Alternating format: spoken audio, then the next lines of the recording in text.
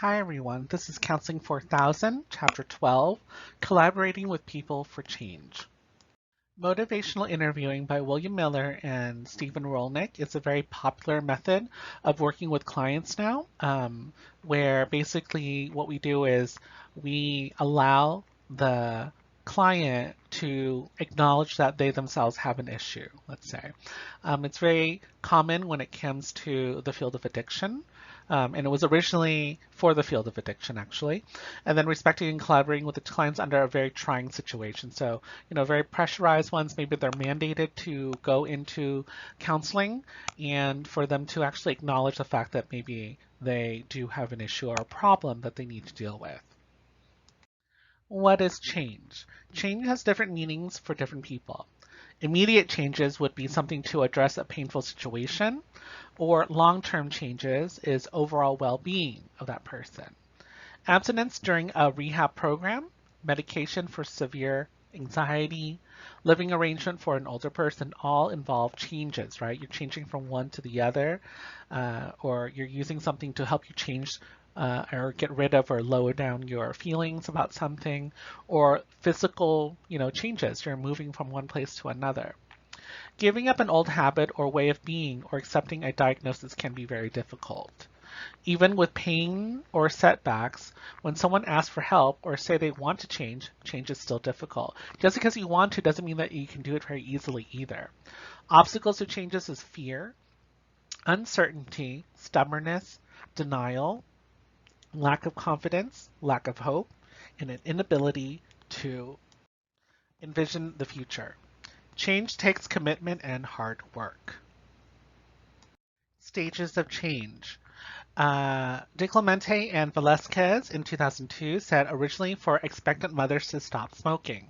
5 stages a person might go through as they work towards this changing, okay? The first one's called pre-contemplation, which basically means even before they think about changing, there's a phase about that. And then, once they understand, it's contemplation, and then developing a plan, then implementing that plan, and of course, maintaining the changes. So let's go through all the different stages. Stage 1 is pre-contemplation. Not thinking about change and therefore not ready for change. If you're not aware that you should change or you want to change, then obviously you're not going to change, right?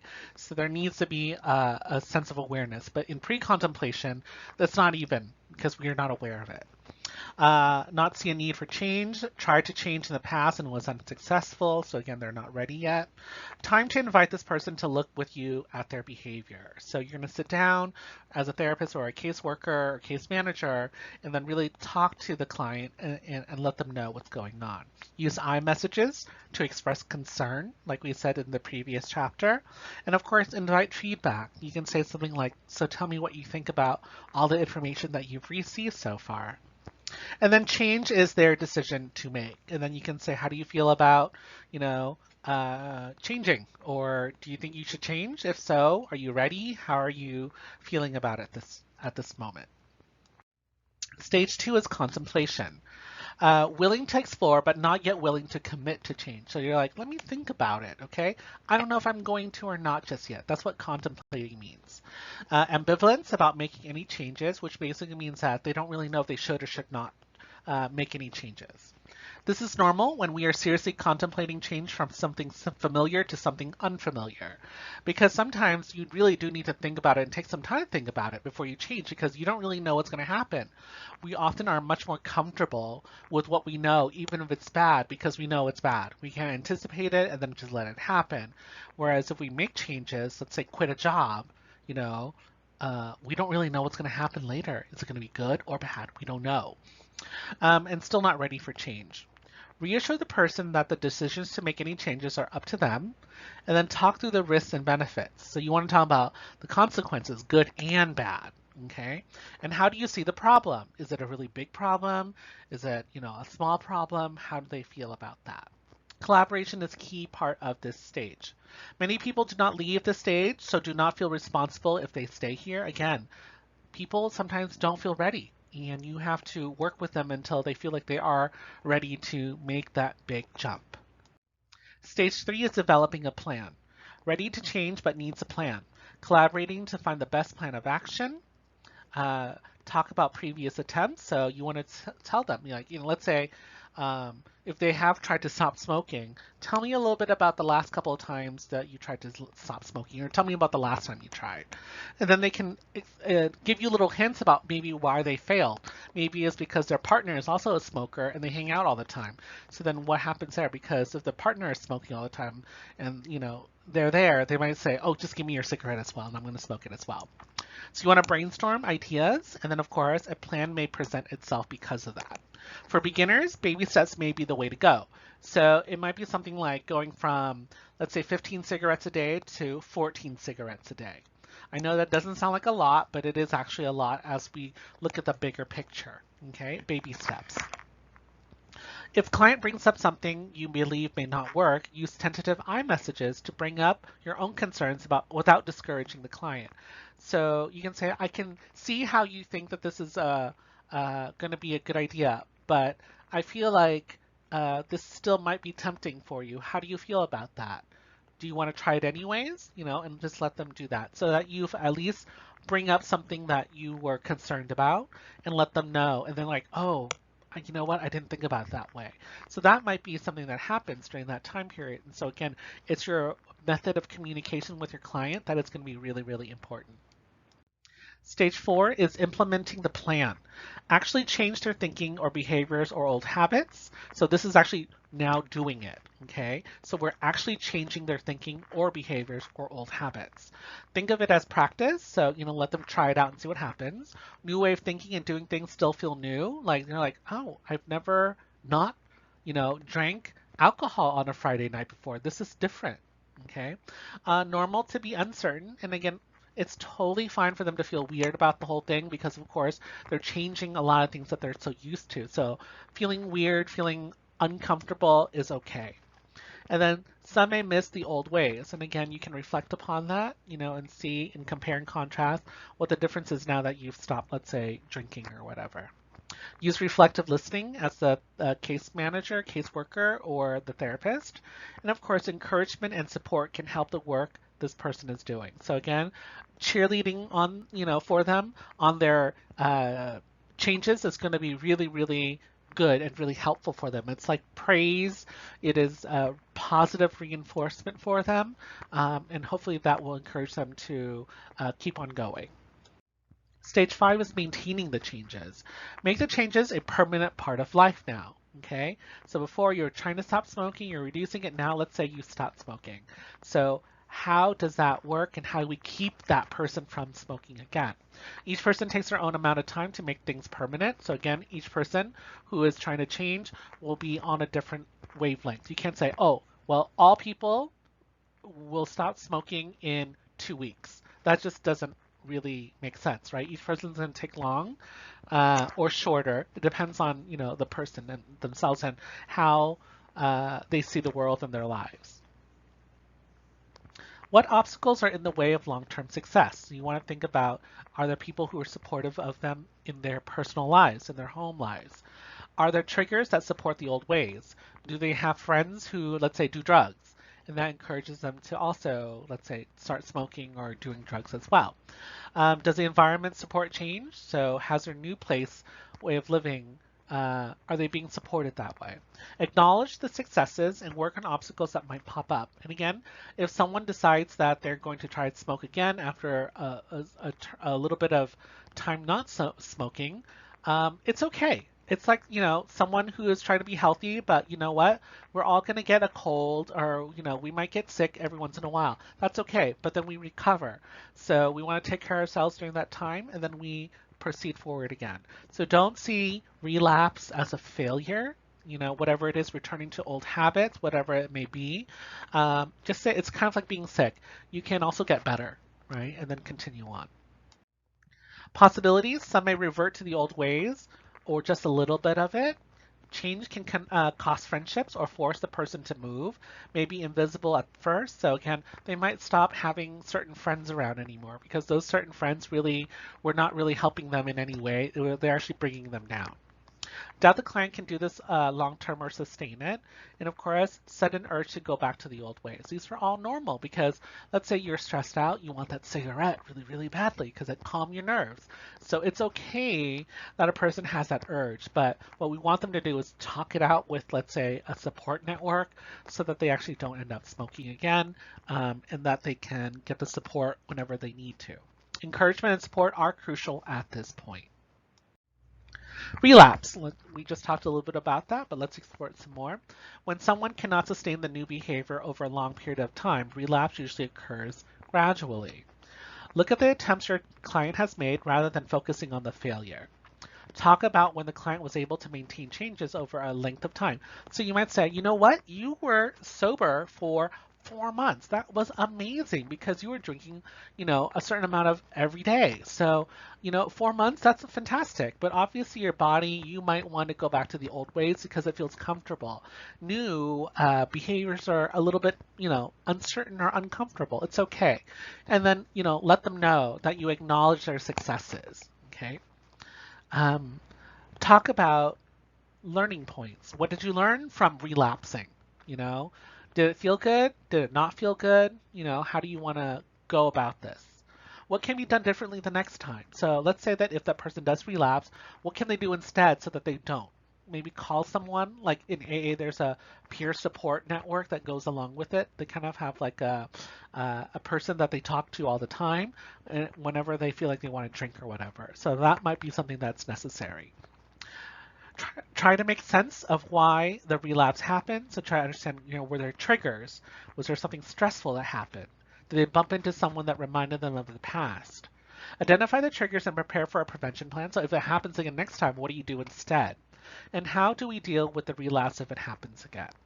So read the case study about Claudette on page 242 to 244 so that you can understand about relapse. Resistance misunderstood. Most people do not readily change without experiencing some ambivalence, and that basically means they're conflicted or they feel very negative about it. They just don't know if they should or not, right? And that's what ambivalence means. Case managers can make two mistakes. Number one is mistakenly characterizes ambivalence as resistance. So if they're really not sure, that's not necessarily resistance, okay?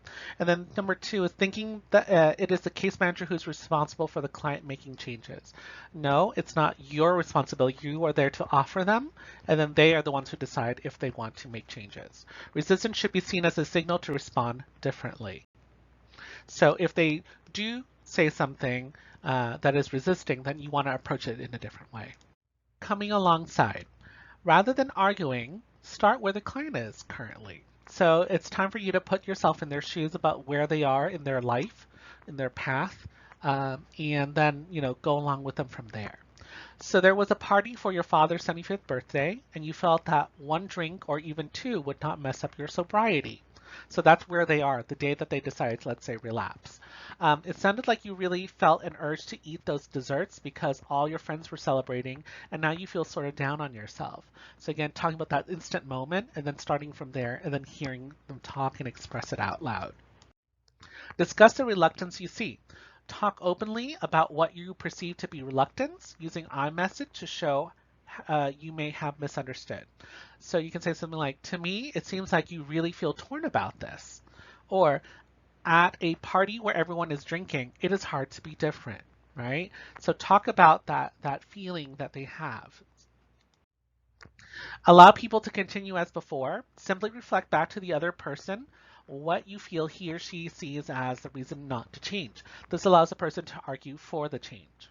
So you can say something like, so for right now, you would like to stay with him, right? And then they might say something like, yes, however, I do want to change. I want to leave him eventually. And then that is a cause for change right there.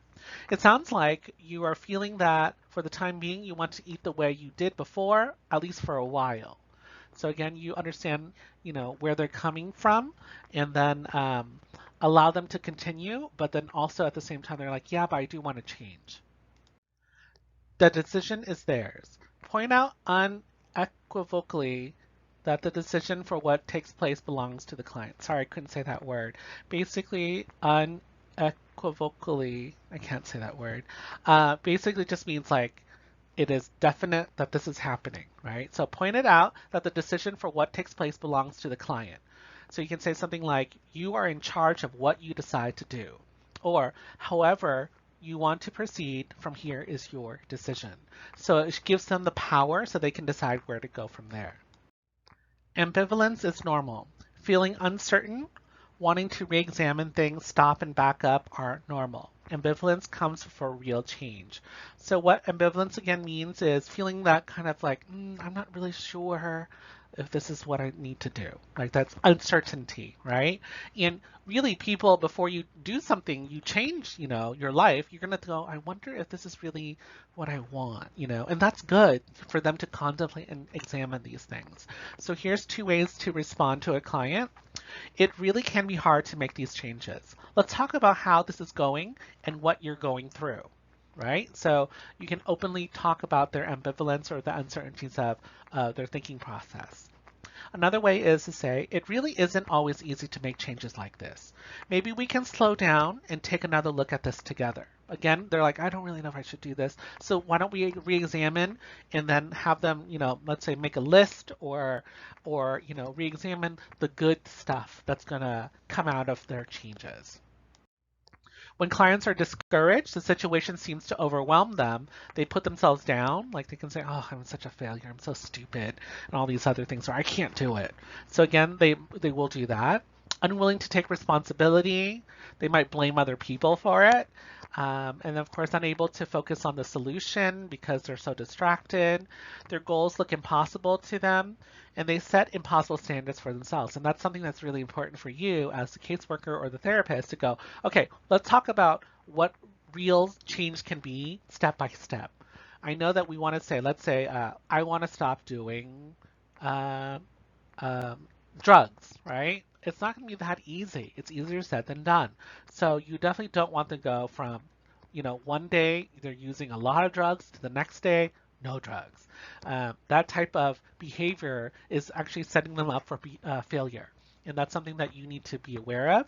And you want to let them know, let's start with baby steps. Again, when we're talking about smoking, if they're smoking 25 cigarettes a day, let's move down to 24 cigarettes a day and see how that works. Encouragement. Begin where the client is. Change occurs when one becomes what he is, not when he tries to become what he is not. And that's a famous Arnold Beiser quote. Change occurs when one becomes what he is, not when he tries to become what he is not. Okay, so he has to be ready to change. If he doesn't, he's not who he is, and nothing's going to happen. So see the person's strengths. I think that what you told her really explained the situation and sounded like you have this well organized. Okay, so you're letting them know like you see it and you encourage them because they are aware of what's going on. Or I was impressed by your ability to finish the course even when you hated the instructor. That's real perseverance. And again, that's encouraging the person. Like, I know you hated this class, but you beat it. So that's fantastic. Accurately assess the person's obstacles. Don't assume that people who do not follow through are being uncooperative. May have to do with the project, so it might be too complicated at the moment than the person, anticipated. Appreciate every effort. Again, be that cheerleader. Focus on the efforts, not the results.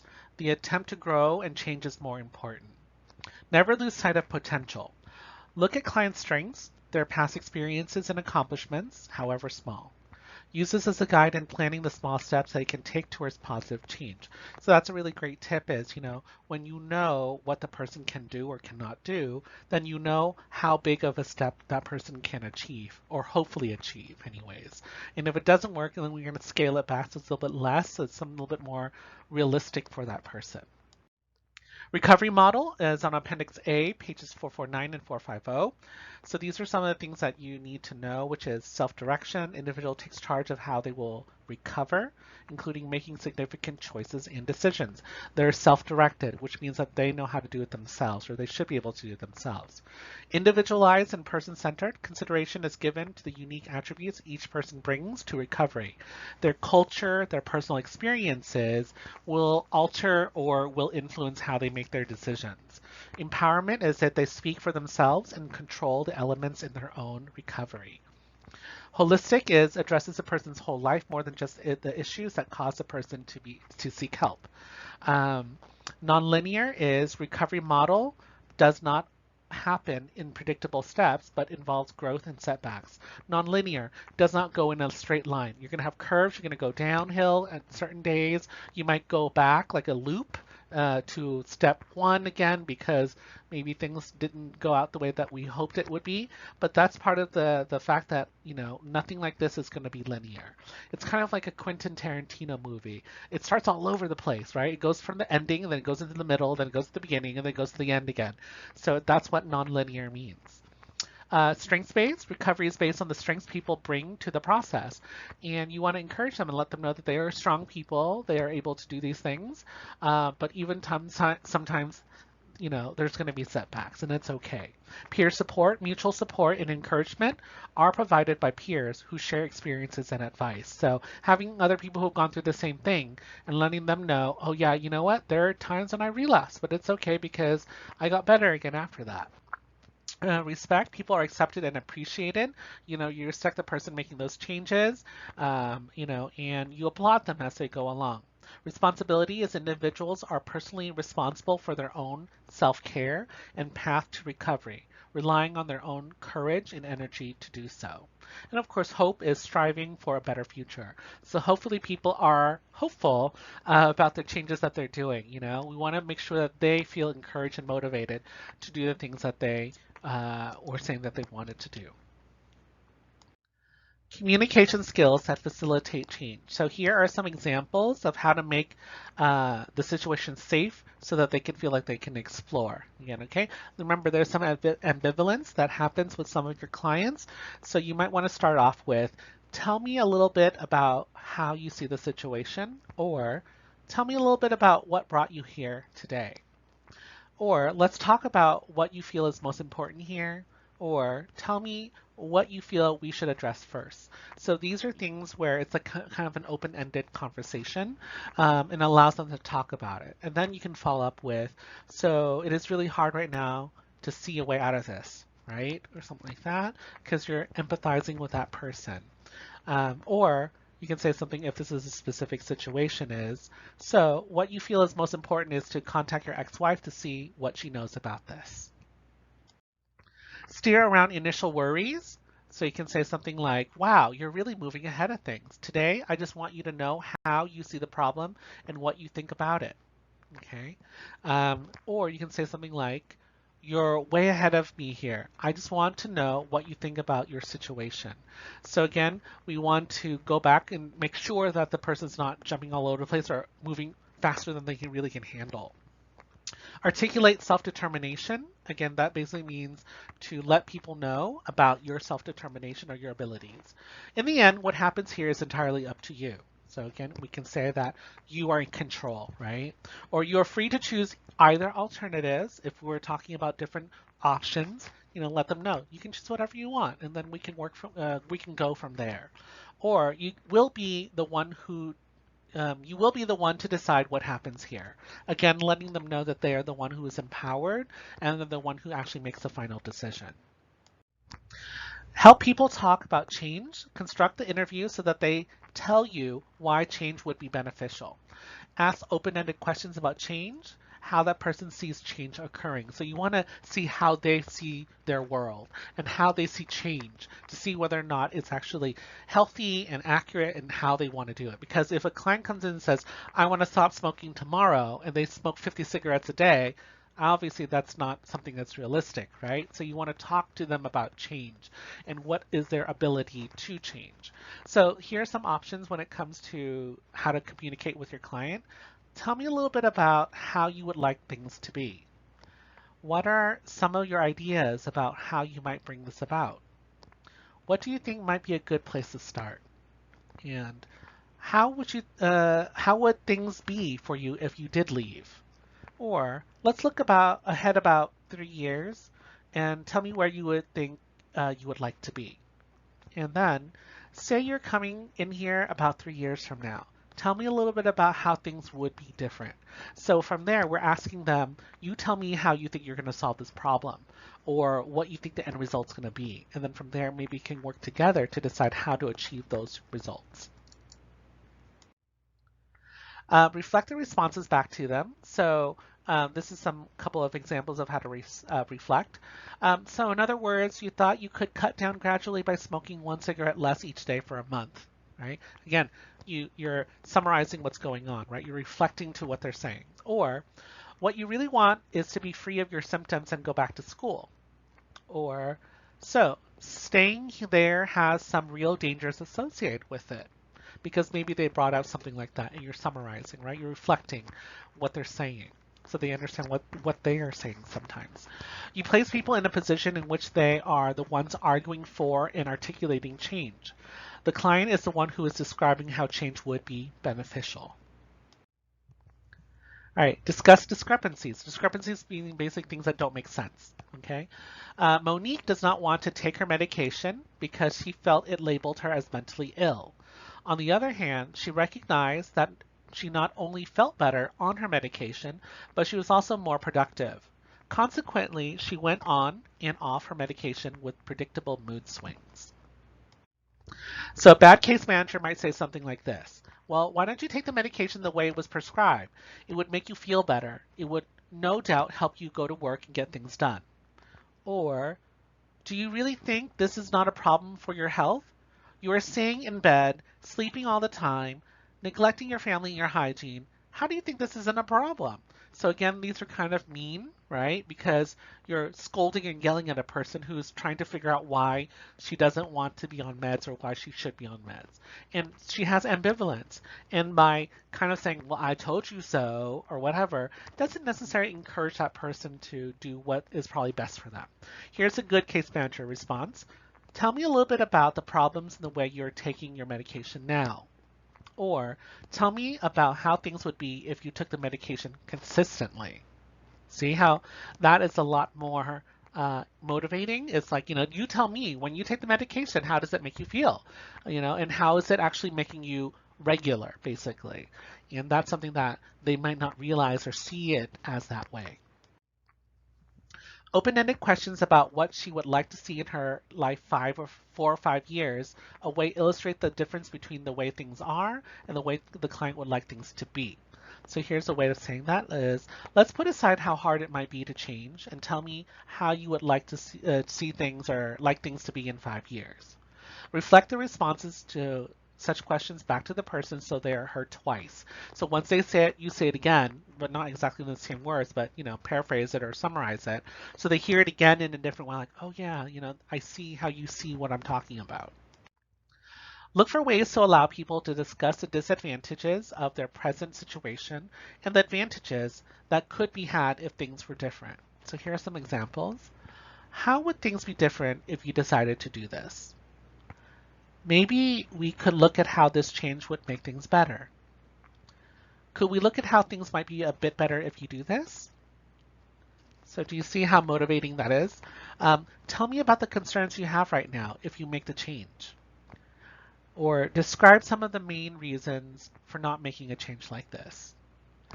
Let's look at not taking the medication. I'm wondering if you were to stay off this medication, how things would be then.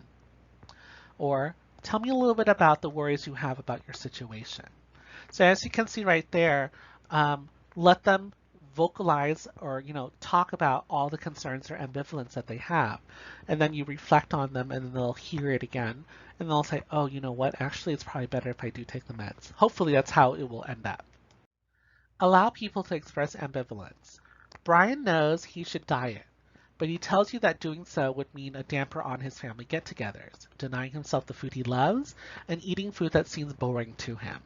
On the other hand, he wants to live a long life, see his children grow up, and knows that his present weight has caused his diabetes and high blood pressure. So let's think about how we can talk about this. So a bad response would be, you don't have too many options if you want to reduce your blood pressure. This case manager argues for the diet while Brian might side with the no diet side. Because when you say something like that, it's kind of like, duh, I know, and then that person then becomes defensive potentially. So here's another option of how to approach it, a good way. So it would be hard to eat food without much taste, particularly at family gatherings where there's a lot of good food. This way, you as a case manager accept the client's concerns, invalidate them, and say, yeah, you do have a point. The stuff is tasty, right? But then hopefully that will also encourage them then to realize, oh, maybe moderation might be a better idea. Bring out confidence. A lack of confidence is part of ambivalence. Like, if you don't feel like you can do it, then you're going to go, oh, I don't know if I can do it. Tell me about your personal strengths that will help you succeed here. Or if you decide to change, what do you think will work for you? And those are things that will allow them to start thinking about the change and seeing exactly where they can pull their strength from. Generally, people have made some changes or have some accomplishments in their past. You can say something like, you said you wanted to drop out of school, but in the end you didn't. You graduated. So tell me how you did that, or what motivated you to continue. So you can point out a time in their lives where they're successful and see if we can apply that to the new problem. Laura did not want to finish high school. She was having some trouble with English. She liked being home with her mother doing housework, and she did not have hopes of going to college. But Laura stayed in school and graduated. The case manager explored the situation to highlight Laura's strengths. So here's a couple of things that you could say as a case manager. Tell me about deciding to stay in school. Or, you managed to keep going. Tell me about that. Or, tell me about some of the reasons you were so successful in completing high school. Tell me a little bit about the strengths that you used to see it through. So in other words, you took it one day at a time, but you felt like you were sort of muddling along. Again, you're sympathizing by understanding where Laura is coming from by the responses in the story she's telling you. Facilitate commitment. Can you describe something you would be willing to try at this point? Or tell me about your intentions to just get started. So kind of, going, hey, are you ready to do the things that you say you want to do? And show me why, or tell me, or, tell me why, how you see yourself being ready. And then reflect the opposite side. Reflect the reluctance back without sarcasm. So again, we're going to talk a little bit about the ambivalence, but don't make it sarcastic because they might take it a wrong way. So a case manager might say something like this, which is, you really feel that taking medication is a sign of weakness and will label you a mental patient, and it seems better to you to be depressed and unable to work at this time rather than take the medicine. And then the client hopefully will say something like, I suppose I should take the medication if it would really get me back to work. Again, read the script on page 261 to expand on this.